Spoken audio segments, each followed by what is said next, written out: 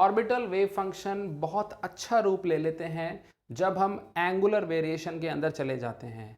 हमने देखा था एस ऑर्बिटल में कोई एंगुलर वेरिएशन नहीं होता, इसीलिए वो स्फेरिकली सिमेट्रिकल होते हैं। लेकिन जब हम एस ऑर्बिटल से आगे पी और डी की तरफ बढ़ते हैं तो हम ये पाएंगे उनमें अच्छा खासा एंगुलर वेरिएशन है और उसके डायग्राम स्फेरिकल नहीं होते। उनके डायग्राम्स के पीछे छुपा हुआ जो ग्राफिकल और मैथमेटिकल एक्सप्लेनेशन है उसके लिए हमें वेव फंक्शन को थोड़ा ध्यान से देखना होगा। So here is represented 2p and 3d orbitals, और जिसमें हमने कुछ स्पेशल एग्जाम्पल सेलेक्ट किए हैं। तो 2p ऑर्बिटल में हमने 2pz ऑर्बिटल सेलेक्ट किया है। पहले आप क्वांटम नंबर्स का अंदाज़ा ले लीजिए। 2 represents the principal quantum number, that is n equal to 2. Since it is the p orbital तो l की वैल्यू यहाँ 1 हो जाती है और z एक्सिस पर लाई करने के लिए इसमें ml की वैल्यू 0 होती है। श्रोडिंगर इक्वेशन के सॉल्यूशन से हमें ये फंक्शन मिलता है जिसको हमें याद रखने से बजाय समझ लेना ज़्यादा ज़रूरी है। कांस्टेंट टर्म्स को छोड़ दिया जाए, यहाँ पर a की वैल्यू फिर से बोर रेडियस है। अब आप देखिए रेडियल डिपेंडेंस कहाँ से शुरू होती है। ये वाला हिस्सा ऑर्बिटल के अंदर रेडियस यानी डिस्टेंस फ्रॉम द न्यूक्लियस की डिपेंडेंस बता रहा है, जिसमें r/a एक लीनियर पार्ट है और e⁻ -r/2a एक एक्सपोनेंशियल पार्ट है। आप एक चीज़ और गौर से देख सकते हैं, e की पावर में -r/ उसके नीचे 2 आ रहा है। ये ऑर्बिटल का प्रिंसिपल क्वांटम नंबर होता है, राइट। अब इन दोनों ग्राफ को मिलाकर कैसे बनाएं?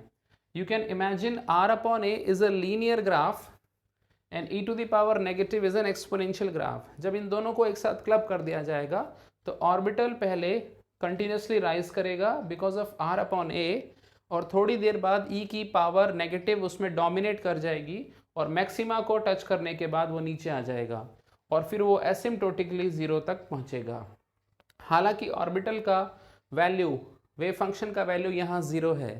न्यूक्लियस पर इलेक्ट्रॉन की प्रोबेबिलिटी डेंसिटी p ऑर्बिटल के लिए 0 होती है, लेकिन इसके अलावा आप एक चीज़ देख रहे हैं, ये कहीं बीच में कोई इंटरसेक्शन ऑफ एक्स एक्सिस नहीं कर रहा है, यानी ऐसा कोई रेडियस का वैल्यू नहीं है जहां ऑर्बिटल की प्रोबेबिलिटी 0 हो जाए। यानी हम ये पाएंगे इसमें कोई भी रेडियल नोड नहीं होगा। इसमें ज़्यादा इंटरेस्टिंग पार्ट है एंगुलर पार्ट, जो आएगा कॉस थीटा से। स्टूडेंट्स, हम कॉस थीटा के डायग्राम को अच्छी तरह जानते हैं, हमने अपनी ट्रिग्नोमेट्री में कॉस थीटा के डायग्राम बनाए हैं, बट यहाँ पर हमें थोड़ा अलग बनाना होगा। वो ऐसे, जब आप कॉस थीटा को प्लॉट करेंगे तो जब आप उसका कोऑर्डिनेट 3 डायमेंशन में प्लॉट करेंगे तो याद रखिएगा उसकी वैल्यू उसके न्यूक्लियस से दूरी के हिसाब से तय होगी। जैसे अगर cos theta maximum value achieve कर जाता है तो वो न्यूक्लियस से सबसे ज़्यादा दूर बनाया जाएगा, और हम ये जानते हैं थीटा की वैल्यू 0 होती है z एक्सिस पर, यानी ऑर्बिटल का जो फैलाव है वो z एक्सिस पर मैक्सिमम होगा, लाइक दिस। और जैसे जैसे आप z एक्सिस से दूर हटेंगे एंगल बढ़ता चला जाएगा और कॉस थीटा घटता चला जाएगा। सो कॉस थीटा की वैल्यू जब वो 90 डिग्री अचीव कर जाएगा तो वो 0 हो जाएगी। तो XY प्लेन एक ऐसी जगह होगी जहां 2pz का एंगुलर पार्ट पूरी तरह से वैनिश कर जाएगा, इसे हम एंगुलर नोड कहेंगे, यानी 2pz का एंगुलर नोड XY प्लेन होगा। तो आप ये देख सकते हैं यहाँ पर साइन का भी चेंज आया, ऊपर प्लस और नीचे माइनस। हम ये बात फिर से दोहरा सकते हैं, ये कोई चार्जेस नहीं है, ये वेव का ऑसिलेशन है। जैसे वेव रस्सी में पानी में ऑसिलेट करती है, ऐसे ही हमारा जो साय है वो भी ऑसिलेट करता है। तो नोड के एक तरफ वो प्लस रहेगा, नोड पर वो 0 रहेगा, सो डेफिनेटली नोड से दूसरी साइड वो नेगेटिव हो जाएगा। आप ऊपर माइनस ले सकते हो तो नीचे आपको प्लस लेना पड़ेगा, लेकिन दोनों तरफ आपको अपोजिट साइन रखना ही पड़ेगा।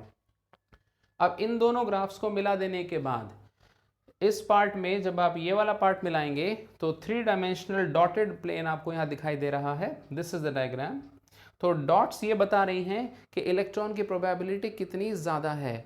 सो डेफिनेटली इस दूरी पर इलेक्ट्रॉन की प्रोबेबिलिटी मैक्सिमम दिखाई गई है और उसके बाद वो घटती चली जाएगी। और ये बात हम जानते ही हैं, ऑर्बिटल के डायग्राम को बनाने के लिए हम मैक्सिमम प्रोबेबिलिटी बनाते हैं, कंप्लीट प्रोबेबिलिटी नहीं। तो 2pz ऑर्बिटल 2 हिस्सों में कटा हुआ है जिसे डंबल शेप कहा गया है और XY एक नोडल प्लेन है। नोट्स का आप रिविजन यहाँ से कर सकते हैं. So after the understanding of 2pz orbital, let's now take the challenge of a special orbital which has a donut shape because of this tube-like structure. This is called 3d z square.